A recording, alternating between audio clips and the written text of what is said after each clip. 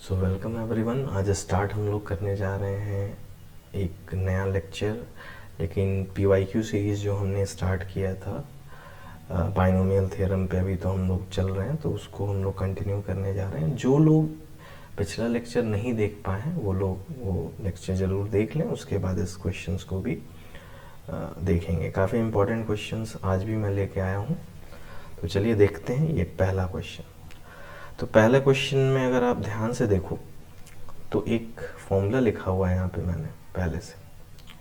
ये फॉर्मूला बहुत ही basic formula है और हमेशा यूज़ होता है। ये कब यूज़ होता है? जब भी आपको यहाँ r जो है एक वेरिएबल है, r इंटू दिस, तो जब वेरिएबल सीरीज़ को हमें कांस्टेंट सीरीज समेशन में बदलना होता है, क्योंकि n तो फिक्स होता है, इसलिए अगर हमें यहाँ पे समेशन साइन लगाते हैं तो हमारा r तो बाहर नहीं आ सकता, लेकिन n बाहर आ सकता है समेशन के, क्योंकि n तो सभी टर्म्स में एक ही होगा, वो चेंज नहीं होगा, लेकिन यहाँ r चेंज होगा। तो ये बेसिक फॉर्मूला इसमें एक यूज़ होने वाला है इस क्वेश्चन में। तो चलिए देखते हैं कि इसमें कैसे इस क्वेश्चन को अप्रोच करेंगे। ये जेईई मेंस 25 का ही क्वेश्चन है, तो रिसेंट ही क्वेश्चन है। इस पे देखते हैं ध्यान से। ये भी देखना है कि अल्फ़ा बीटा यहाँ पे भी नेचुरल नंबर्स हैं। चलिए क्वेश्चन को स्टार्ट करते हैं। तो समेशन को अगर मैं यहाँ पे इस क्वेश्चन में ध्यान से देखूँ तो ब्रेक कर सकता हूँ मैं दो टर्म्स। कैसे कैसे? r times of 9CR upon 2R, R equal to 1 and 9, right, and 3 times, क्यों 3 टाइम्स?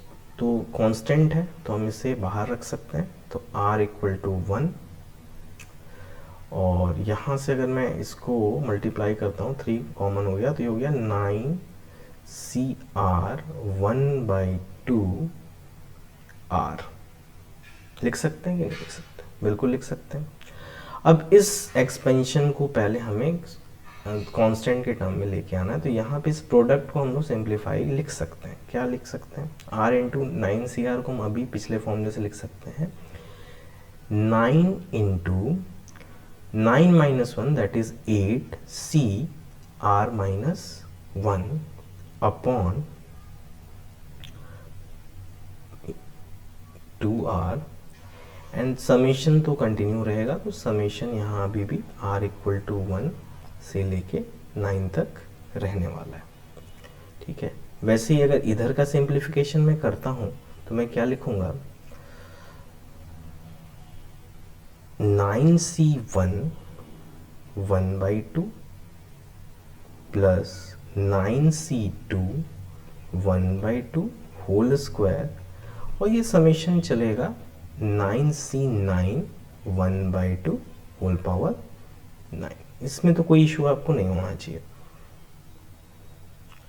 ठीक है। अब देखते हैं इसका सिंप्लीफिकेशन करने के बाद, तो 9 तो कॉमन हो गया, तो 9 तो यहाँ सिंप्लीफाई होके ऐसा हो गया, summation r is equal to 1 9 8C r minus 1 1/2।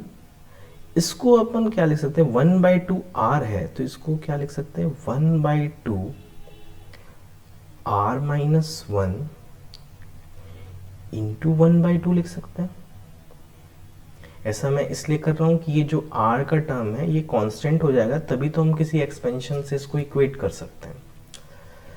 और अगर मैं इसकी बात करूं तो ये तो आप सिंपल एक्सपेंशन देख रहे हैं, 9C1 1/2 होल पावर 1, तो ये तो सिंपल एक्सपेंशन है 1 प्लस 1/2 होल पावर 9 का, लेकिन एक टर्म इसमें मिसिंग है तो उसे हमें सब्ट्रैक्ट करना होगा, दैट इज 9C0। सिंपल है। अब अगर मैं और सिंप्लीफिकेशन करता हूं तो अगर इसको आप ध्यान से देखो तो ये 1/2 भी तो बाहर आ जाएगा कॉमन में। अब ये समेशन आप देखो तो ये हो गया R1 9 8CR minus 1 1/2 R minus 1 plus इसका सिंप्लीफिकेशन करें तो क्या आएगा 3/2 होल पावर 9 माइनस 9c0 क्या होता है, ये तो 1 होता है। nc0 या ncn की वैल्यू तो हमेशा 1 होती है, तो इसमें तो कोई डाउट की बात है नहीं। तो ये हो गया 9/2। अगर मैं इसको ध्यान से एक बार एक्सपेंशन को लिख देता हूं आपके लिए, तो ये हो जाएगा 8c0, जब r 1 होगा तो ये 8c0 1/2 होल पावर 0 होगा। ऐसे ही करके ये चलेगा 8c1 1/2 होल पावर 1, और ऐसा ही ये चलेगा 8c 8 तक जाएगा ये 1/2 होल पावर 8, राइट। और ये हमारा सिंप्लीफिकेशन आया ही हुआ है। ठीक है, आगे बढ़ते हैं। तो ये जो फाइनल यहाँ पे अगर मैं देखूं तो ये तो सिंपल डायरेक्ट एक्सपेंशन हो गया किसका, 1 + 1/2 होल पावर 8 का हो गया, है कि नहीं। और ये जो हमने सिंप्लीफाई करके यहाँ लिखा हुआ था इसको भी लिख लेते हैं। तो ये था 3 × 3/2 होल पावर 9 माइनस 1। ठीक है, ओके। तो यहां से ये आ गया 9/2 3/2 whole power 8 plus 3 × 3/2 whole power 9 minus 3। ठीक है, अब यहां बात कर लेते हैं इसकी। तो क्योंकि क्वेश्चन में 3/2 होल पावर 9 है, तो हमें इसको भी 3/2, तभी तो ये ऐड हो पाएगा। तो हम वही करने जा रहे हैं। हम क्या करने जा रहे हैं, एक 3 यहाँ, एक 3 और एक 2 यहाँ से। तो यहाँ से अगर मैं इसको अंदर ले गया तो ये कितना हो गया, 3/2 होल पावर 9 हो गया। ये ऐसा लिख सकता हूँ मैं, 3 × 3/2 9/2 को ऐसा लिखा जा सकता है, plus 3 times of 3/2 whole power 9 minus 3। This is equal to 3, this term is same, तो हम लोग इसको क्या लिख सकते हैं, 6 times of 3/2 whole power 9 minus 3। तो यहां से आपका क्या आ गया, 6 times of 3/2 whole power 9 minus 3। अब अपने को क्वेश्चन में क्या दे रखा है, अपने को क्वेश्चन में alpha plus beta whole power का स्क्वायर पूछा है। ठीक है, सिंपली तो अल्फा, अगर मैं इसको पहले कंपेयर करना पड़ेगा ऐसे ही स्टैंडर्ड फॉर्म में। स्टैंडर्ड फॉर्म में क्या दिया है, alpha times of 3/2 whole power 9 minus beta. तो अगर मैं इसको डायरेक्ट कंपेयर करता हूं तो alpha is 6, beta is 3। So alpha plus beta whole square is coming to be 6 + 3 whole square, that is 9 square, that is 81. So final answer of this question is 81. तो basically ये question आपका एक basic expansion 1 + x के expansion पे था, और एक basic formula जो आपको याद रखना था, वो कौन सा फॉर्मूला था, वो ये वाला फॉर्मूला था। इसी पे पूरा क्वेश्चन हो गया, और ये फॉर्मूला बार बार जेईई मेंस यूज करता है, तो इसको आपको हमेशा ध्यान रखना है। इवन एडवांस में भी इस पे क्वेश्चंस काफी सारे आते हैं। चलिए अब हम लोग नेक्स्ट क्वेश्चन पे चलते हैं। सेकंड क्वेश्चन है, in the expansion of √3 2 + √3 cube √3। तो अगर ऐसा एक्सपेंशन है और इसमें ये भी दिया हुआ है कि ratio of first 15 term from beginning and then 15th term from end. तो पहले तो एक कॉन्सेप्ट मैं आपको बताना चाहूँगा कि एंड से आपको टर्म अगर दिया है तो आप फ्रंट से कैसे निकालोगे। जैसे मान लो कि आपके 1 2 3 4 5 टर्म्स हैं या 6 टर्म्स हैं, आपसे बोला जाए कि शुरू से तीसरा टर्म, तो उसमें तो कोई दिक्कत नहीं है। आपको पता है कि तीसरे टर्म का जो आर होता है वो क्या होता है, हमेशा नंबर ऑफ टर्म का एक कम होता है। तो ये r इक्वल टू 2 होगा। लेकिन अगर मुझे लास्ट से बोला जाए कि लास्ट से तीसरा टर्म बताओ, तो r क्या होगा? तो मैं क्या करूँगा, टोटल टर्म्स जितने हैं, टोटल टर्म्स कितने हैं 6 में से मैं क्या करूँगा, तीसरा बोल रहा है तो 3 माइनस करूँगा जो पोजीशन है। तो जब 6 माइनस 3 कर रहे हो तो क्या आ रहा है, 3 आ रहा है। लेकिन अगर बिगिनिंग से पोजीशन देखें तो एक ज़्यादा है।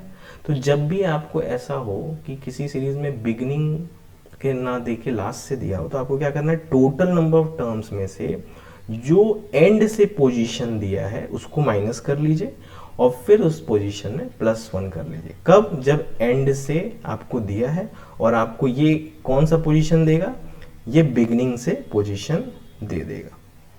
ठीक है, तो इसी कॉन्सेप्ट पे हम लोग इस क्वेश्चन में आगे बढ़ते हैं। ये भी जेईई मेंस का ही क्वेश्चन 25 का, तो देखते हैं। तो पहले हम लोग अगर बिगनिंग से बात करें तो हमारा TR+1 की अगर बात करूं जनरल टर्म, तो क्या लिखूंगा मैं, NCR 2 1/3 whole power n-r 3 whole power 1/3 whole power r। ठीक है, ये हमारा टर्म है जनरल टर्म। अब हमसे बोला है कि if the ratio of the 15th term, तो 15 टर्म की अगर बात करें तो यानी 15 टर्म को हम क्या लिख सकते हैं, t फ्रॉम बिगिनिंग, सो 14+1। ठीक है, तो 14+1 यानी NC14 2 1/3 n-14 upon 1/3 1/3 r, not r, that is 14। Simple. तो ये तो हो गया फ्रॉम बिगनिंग, ये पहला हमारा इक्वेशन हुआ फ्रॉम बिगनिंग। अगर मैं बोलूँ तो ये है। अब हमें निकालना है फ्रॉम एंड 15 टर्म। तो मैंने अभी आपको कॉन्सेप्ट बताया, क्या बताया कि अगर एंड से पूछ रहा है 15, तो हम क्या करेंगे, टोटल टर्म्स हमें पता है जो भी एक्सपेंशन का इंडिसेस होता है उससे एक ज़्यादा टर्म होता है, क्योंकि NC0 भी टर्म इंक्लूड होता है। तो इसलिए हमारे टोटल टर्म्स कितने होंगे इस एक्सपेंशन में, n+1। उसमें से मुझे 15 टर्म एंड से बताना है, तो मैं क्या करूँगा, पहले 15 को माइनस करूँगा, फिर क्या करना है, बिगिनिंग से बताना है तो एक +1 करना है। तो यहाँ फाइनल रिजल्ट हमारा क्या आ गया, n-13। यानी कि ये फ्रंट से अगर मैं बिगनिंग से बोलूँ तो ये कौन सा टर्म होगा, n-13 टर्म होगा। ठीक है,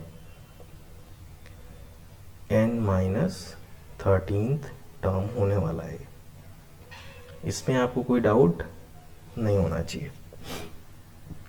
यानी कि अगर मैं इसका r लिखूं तो मैं क्या लिखूंगा, n-14+1। तो यानी इसका r ये होने वाला है। तो r क्या लिखूंगा मैं, NC(n-14) 2 1/3 whole power n minus और माइनस, तो ये हो जाएगा 14 हो जाएगा, और ये क्या हो जाएगा 1/3 होल पावर n-14। ये मेरा सेकंड इक्वेशन बन के तैयार है। ठीक है, अब बोला है कि इनका जो रेशियो है किसका, T15 अपॉन T'15 का, वो 1/6 है। तो आप NC3 बताओ। ठीक है, तो पहले तो हमें इसका रेशियो लेना पड़ेगा।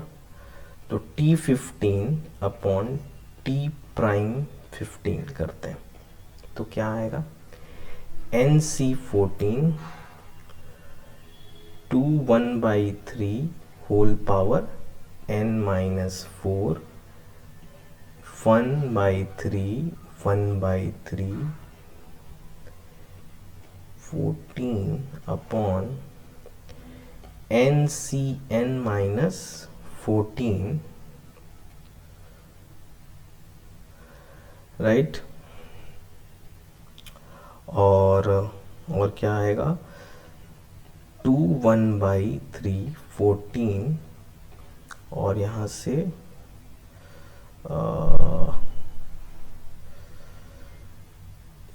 ये तो 14 था, 14 आएगा ना, ये 4 मैंने लिख दिया, ये हो गया 2 1/3 और ये हो जाएगा 1/3।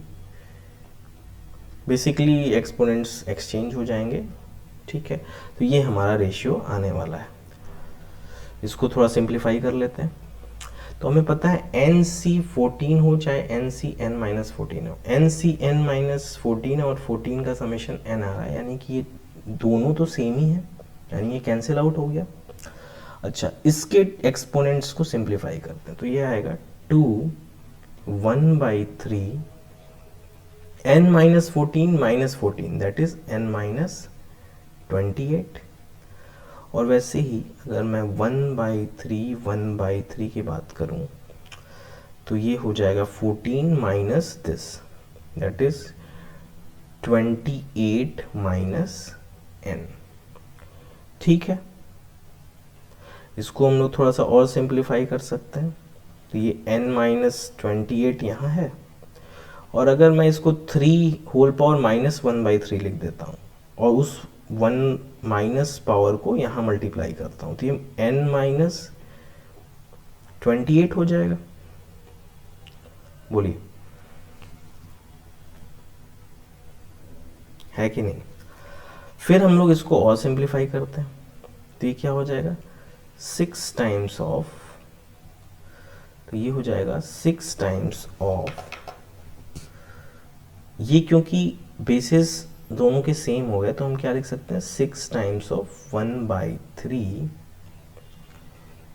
n-8, right. अब देखते हैं कि हमारे क्वेश्चन में क्या दे रखा है। तो क्वेश्चन को अगर देखें तो ये बोला है कि ये जो रेशियो है ये 1/6 है, यानी ये जो वैल्यू है ये 1/6 के बराबर है, ठीक है। चलिए, यानी कि इसको हम क्या लिख सकते हैं 6 होल पावर n-28/3, और इसको 6 के एक्सपोनेंट में ले जाएं तो 6 होल पावर -1, यानी n-28/3 कितने के बराबर है -1 के। यहाँ से अगर हम सिंप्लीफिकेशन करें तो ये आ जाएगा 28 - 3 दैट इज n कितना आ गया आपका 25। तो n की वैल्यू आपकी 25 आ गई। चलिए अब आगे क्वेश्चन में देखते हैं।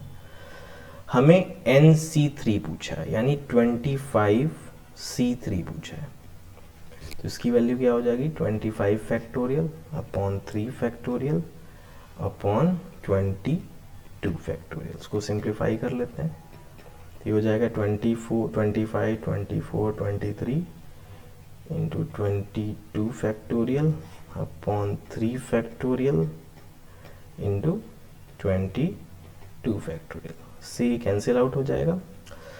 अच्छा, ये 3 फैक्टोरियल 6 होता है, तो 6 से ये कटा तो ये हो गया 4, ठीक है। 25 इंटू 4 100 और 30, तो ये आ गया आपका 2300 इसका फाइनल आंसर। तो 2300 फाइनल आंसर हो जाएगा इसमें।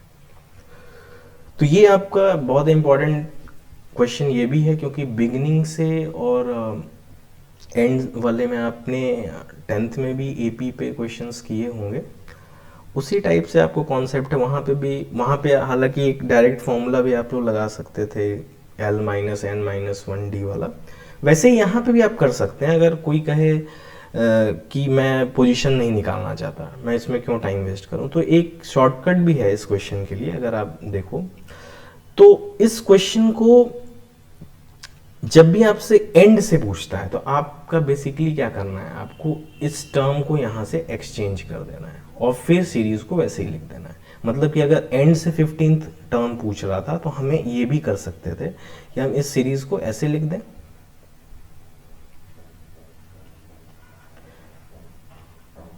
ठीक है। और अब जो फॉर्मूला हमारा 15 टर्म बिगिनिंग का होता है वही फॉर्मूला हम लोग लिख सकते हैं, यानी T14 लिख दें डायरेक्ट, मतलब T15 लिखें बिगिनिंग से, यानी 14 टर्म क्या हो जाएगा NCR, यानी NC14 cube root of 3 whole power n minus 14 और cube root of 2 whole power 14। अगर आप इसको ध्यान से देखोगे तो ये T15 प्राइम से मैच कर रहा है। T15 प्राइम भी तो यही आया था। देखो T15 प्राइम में क्या था, क्यूब रूट ऑफ 1/3 पे n/4 आया था, आया है, और 2 1/3 पे 14 आया था, वो भी आया है। तो यानी कि आप डायरेक्ट भी ऐसे कर सकते हो, बस सीरीज को पलट देना है। अगर आपको एंड से पोजीशन निकालने का मन नहीं है कि बिगनिंग से 15, अगर एंड से 15 टर्म है तो बिगनिंग से क्या है, तो आप ऐसे भी कर सकते हैं। ठीक है, दोनों तरह से आपका आंसर सेम ही आना है। चलिए नेक्स्ट क्वेश्चन पे चलते हैं। ये भी काफ़ी अच्छा क्वेश्चन है, इसको देखते हैं। तो इसमें लास्ट 2 डिजिट की बात कर रहा है। तो ऑब्वियस सी बात है, लास्ट 2 डिजिट का मतलब ये होता है कि जब भी हम लोग बाइनोमियल से करना है आपको, तो बेसिकली हमें क्या देखना होगा कि 2 0 तक जब तक आ रहा है टर्म्स, तब तक तो 2 0 ही है। 2 0 आने से एडिशन में कोई यूनिट डिजिट में या टेंस प्लेस पे कोई एडिशन नहीं होता है। तो हमें क्या करना है, इसको ऐसे एक्सपेंड करना है ताकि हमारा एक्सपेंशन वैल्यूज निकालना आसान हो। तो हमने क्या किया, 9 20 -1 सबसे नियरेस्ट था, तो हमने इसी को पकड़ा और यहां से एक्सपेंशन करना शुरू किया। तो हमने देखा कि क्या एक्सपेंशन आता है, लिख के देखते हैं एक बार। C0 1920 होल पावर 1919, ठीक है, माइनस ऑफ 1919 C1 1920 1918। तो अभी भी आप देख सकते हो कि इसमें तो बहुत सारे, कितने जीरोस आएंगे, कम से कम 1919 जीरोस तो आएंगे ही। तो इनके सब्ट्रैक्ट करने से हमारे यूनिट और टेंस प्लेस के डिजिट पे कोई फर्क नहीं पड़ने वाला। यानी ये टर्म्स को हमें वैल्यू फाइंड करने से कोई फायदा नहीं है, क्योंकि ये इस पोजीशन के टर्म्स हैं। तो ऐसे ही करके हमको सीरीज को एक्सपेंड करते जाना है और हमें देखना है कि कब 2 0 वाला टर्म आना शुरू करेगा। तो यहाँ पे अगर मैं आगे बढ़ता हूँ तो 1918 C 1919 1918 1920 इंटू होल पावर 1 हो जाएगा, और यहाँ पे भी अभी 1 का ही पावर चल रहा है, तो कोई दिक्कत नहीं है। लास्ट टर्म की अगर बात करें तो वो क्या आएगा, 1919 C 1919 1920 0। सिंपल। अगर इसके पहले के टर्म की मैं बात करूं तो वो क्या था, 1919 C 1917, उसमें क्या था, 1920 का होल स्क्वायर आ रहा था, और यहाँ निगेटिव भी आएगा। तो देखो भाई, स्क्वायर आने से मतलब नहीं, यहाँ पे अगर आप देखो जब स्क्वायर होगा तो ये 2 0 देगा, तो ये एडिशन या सब्ट्रैक्ट करने से आपके टेंस और यूनिट प्लेस पे कोई फर्क नहीं डालेगा ये टर्म। फर्क किसकी वजह से होने वाला है, फर्क इस भाई साहब की वजह से होने वाला है, एक तो ये और एक ये। यानी हमें यही वैल्यू डिसाइड करने वाली है कि यूनिट डिजिट और टेंस प्लेस पे क्या आने वाला है। तो यानी हमें इसको बस सिंप्लीफाई कर लेना, ये जो भी आएगा, इसका टर्म जो भी आएगा उसमें 2 0 तो लास्ट में आएगा ही आएगा। तो इसको जोड़ने से कोई फर्क यूनिट डिजिट टेंस प्लेस पे नहीं आने वाला। तो हम लोग बस इसको सिंप्लीफाई करने चलते हैं। तो 1919 इसको अगर मैं सिंप्लीफाई करूं तो ये क्या आएगा, 1919 इंटू 1920 आएगा ये टर्म, और 1919 19 ये कितना हो जाएगा, पूरा वैल्यू ये हो जाएगा 1। इसका आप एक बार मल्टीप्लिकेशन करिए तो ये आएगा, एक बार आप चेक कर लीजिएगा, 3684480 आ रहा है। इसमें से -1 आप कर दो तो ये आ जाएगा 3684480। 4479। तो ये आपके 2 डिजिट्स हैं लास्ट के, ठीक है। लेकिन आपसे क्या पूछा है, प्रोडक्ट ऑफ लास्ट 2 डिजिट्स। तो प्रोडक्ट आपका क्या हो जाएगा, 7 × 9 दैट इज 63। तो इसका आंसर आपका हो जाएगा 63, ठीक है। तो इस तरह के क्वेश्चंस 3 डिजिट पूछे कुछ भी, तो आपको अगर 3 डिजिट का पूछता तो आप क्या करते, एक टर्म यहाँ से आपको कैलकुलेट करना पड़ सकता था, ये भी टर्म को आपको कैलकुलेट करना पड़ेगा। उतना लेंदी क्वेश्चन नहीं आएगा वैसे। अगर जेईई मेंस कैलकुलेटर जो ऐड किया था अगर वैसा होता तो शायद देता, लेकिन ऐसा उम्मीद नहीं है, ठीक है। अब एक क्वेश्चन और है, जेईई मेंस का ही है, 22 का क्वेश्चन है, क्वेश्चन 4th, ये भी एक देख लेते हैं। 7 whole power 22 plus 3 whole power 22, इसको जब हम डिवाइड कर रहे हैं किससे, 5 से, तो हमारा रिमाइंडर क्या आएगा ये पूछा है। ये मेंस का ही क्वेश्चन है, ये है 22 का क्वेश्चन है। चलिए, तो इसमें देखते हैं, रिमाइंडर थ्योरम से ही आपको अप्रोच करना होगा, तो हम लोग अलग अलग रिमाइंडर भी निकाल सकते हैं, ठीक है। तो अगर मैं 7/202/5 है, ठीक है, और इसको मैं अलग लिख लेता हूं,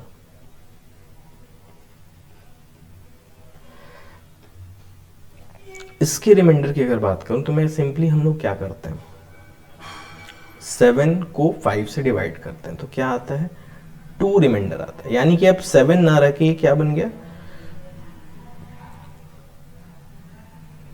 2 रिमाइंडर के हिसाब से। रिमाइंडर की बस बात कर रहे हैं, वैल्यू की बात नहीं कर रहे हैं, क्वोशिएंट की बात नहीं कर रहे हैं यहाँ पे। 3 को 5 से डिवाइड करेंगे तो 3 ही रहेगा। तो ऐसा कोई पावर रेज करें कि जिससे ये पावर रिड्यूस हो सके, ऐसा कुछ सोचते हैं। तो ऐसा कोई पावर आपको दिख रहा है जिससे हम डिवाइड करें तो ये रिड्यूस हो जाए? बिल्कुल। अगर मैं इसको 3 स्क्वायर लिखता हूं तो ये 1011 हो जाएगा, और ये बाई 5 तो है ही, और इधर भी ये अभी 5 है, इसको नहीं भूलना है आपको। चलिए आगे बढ़ते हैं। अब अगर मैं इसको और सिंप्लीफाई करता हूं तो अगर मैं इसको क्या लिख दूं, 2 स्क्वायर 1011/5 लिख सकता हूं, और वैसे ही इसको मैं क्या लिख सकता हूं, 91011/5। ये हो गया 4, और ये क्या हो गया, ये तो जो है वो है। अब हम लोग basic concept, negative concept of negative reminder जो हो सकता है उसकी पॉसिबिलिटी देखते हैं। 4 को जब हम 5 से डिवाइड करेंगे तो ऐसे तो रिमाइंडर निगेटिव नहीं होता, लेकिन हम लोग नेगेटिव अप्रोच लेते हैं कि यहाँ -1 रिमाइंडर आ रहा है। अगर हम 5 1 टाइम्स ले गए तो -1 क्यों ले गए, तो क्योंकि इसका पावर लगाने पे मल्टीप्लिकेशन वैल्यू फाइंड करना आसान है। तो यानी -1 होल पावर, इसको ये लिख सकते हैं। वैसे यहाँ पे भी अगर मैं देखूं तो यहाँ पे अगर पावर देखा जाए तो ये भी आ रहा है -1 होल पावर 1011, ठीक है। तो यहाँ से अगर हम देखें तो ये भी ऑड पावर आ रहा है, और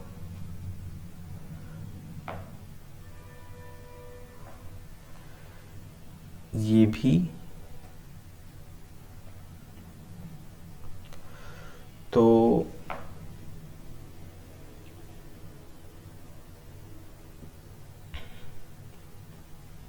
यहां से हमारा -2 रिमाइंडर आ रहा है। लेकिन हमारा जब भी नेगेटिव रिमाइंडर आता है तो हमें क्या करना पड़ता है, -2 रिमाइंडर में हमें क्या ऐड करना पड़ेगा, 5 को ऐड करना पड़ेगा, ठीक है। जब भी नेगेटिव रिमाइंडर आता है तो हमें कौन सी वैल्यू ऐड करते हैं, डिवाइजर को, जिससे हम डिवाइड कर रहे हैं। तो हमारा फाइनल रिमाइंडर, क्योंकि रिमाइंडर तो नेगेटिव ऐसे तो नहीं होता, ये तो हम बस इस सिंप्लीफिकेशन के लिए यूज़ कर रहे हैं। तो फाइनल रिजल्ट हमारा इसका आ जाता है 3। तो 3 इसका आंसर हो जाएगा। ठीक है, तो ये रिमाइंडर थ्योरम का एक क्वेश्चन था जिसको आप इस अप्रोच से कर सकते हैं। ठीक है, ऐसी एक और क्वेश्चन है, उसको भी देख लेते हैं।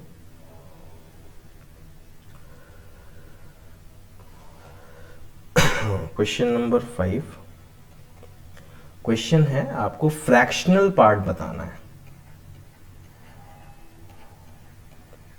फ्रैक्शनल पार्ट बताना है और किसका, इसका, जब आप 15 से डिवाइड कर रहे हैं। तो ऑब्वियस सी बात है कि अगर मुझे इसका रिमाइंडर पता चल जाएगा तो मैं फ्रैक्शनल पार्ट बता दूंगा। ये भी क्वेश्चन आपका जेईई मेंस का ही है, 23 का क्वेश्चन है ये।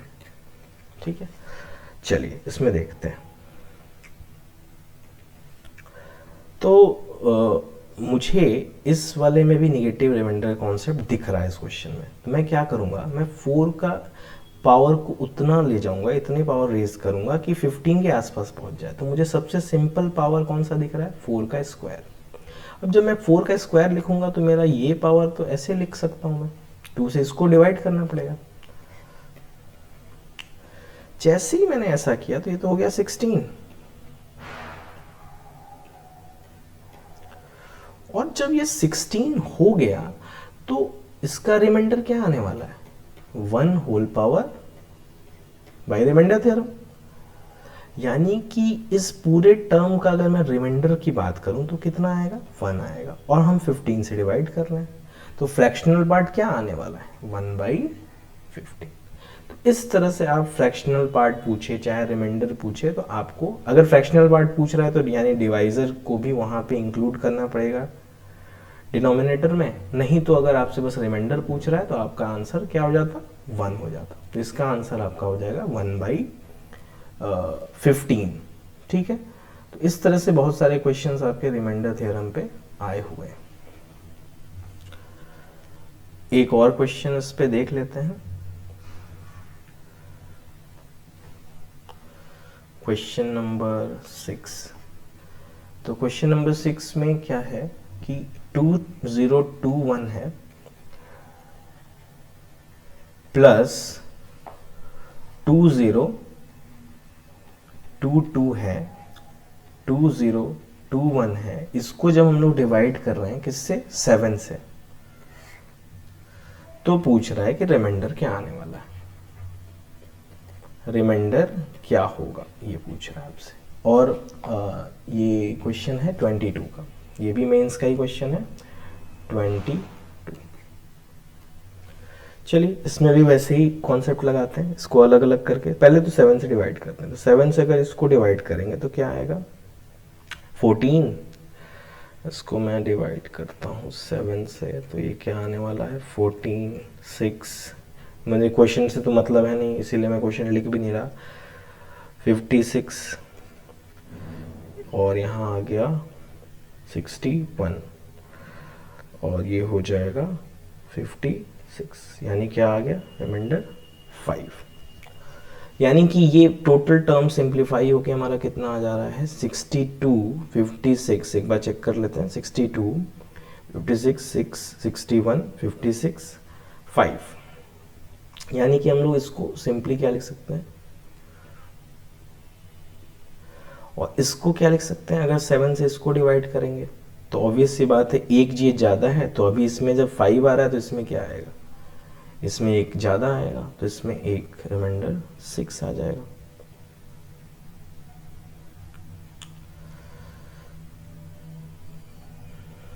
ठीक है, ओके। और अब क्या कर सकते हैं इसको सिंप्लीफाई करने के लिए, तो इसको मैं अगर ऐसे लिखूं निगेटिव रिमाइंडर कॉन्सेप्ट से, तो मैं अगर 7 से इसको डिवाइड करता हूं तो मेरे पास क्या रिमाइंडर आएगा, -2 आएगा। और अगर मैं 6 को 7 से डिवाइड करता हूं तो -1 आएगा रिमाइंडर। बोलो आएगा कि नहीं। अब अगर मैं इसको 7 से ही डिवाइड कर रहा हूं और माइनस पावर है इवन पावर है, यानी कि ये पॉजिटिव रिमाइंडर लिख सकते हैं इसको। और इसको भी मैं, ये क्योंकि ऑड पावर है तो यहाँ पे ये नेगेटिव देगा, ठीक है, जो भी आएगा यहाँ पे -1 रिमाइंडर इधर इस वाले पार्ट से आने वाला है, ठीक है। और अभी हम 7 से ही डिवाइड कर रहे हैं। इसकी अगर मैं बात करूं तो इसको किस पावर में ले जाएं कि ये 7 के पास चला जाए, तो मुझे दिख रहा है कि यार 2 का क्यूब 8 होता है, तो 2 क्यूब लिख लेते हैं और फिर देखते हैं 3 से इसको डिवाइड करके। 3 से डिवाइड करेंगे तो इसका रिमाइंडर क्या आएगा, ये तो पूरा डिवाइड हो जा रहा है 3 से, ठीक है। तो कितना आएगा 3 से अगर मैं डिवाइड करता हूँ 2022 को, तो कितना आ जाएगा 18 2 यानी ये 6 टाइम्स गया, ये 7 टाइम्स और ये 1, 6 7 4, ठीक है। 6 7 4 आपका इसका पावर चला जाएगा। और वैसे ही अगर यहाँ का तो रिमाइंडर -1 आ ही रहा है, तो इसमें तो कुछ करना आपको है नहीं। चलिए आगे बढ़ते हैं। तो अब अभी आप 7 से जब इसको आप डिवाइड करेंगे ये 8 बन जाएगा और इसका रिमाइंडर तो -1 आ ही रहा है, तो ये जब 7 से आप डिवाइड करोगे तो रिमाइंडर देगा 1 और ये -1 दे ही रहा है, तो 1 - 1 कितना हो गया रिमाइंडर 0। तो इसका आंसर आपका क्या हो जाएगा 0, ठीक है। तो ये कुछ क्वेश्चंस थे, आज के इस लेक्चर को यहीं पे एंड करते हैं। तो नेक्स्ट टाइम हम लोग और क्वेश्चंस मे बी बाइनोमियल के रखें, नहीं तो सीक्वेंस सीरीज के भी कुछ क्वेश्चंस कर सकते हैं, ठीक है। तो थैंक यू।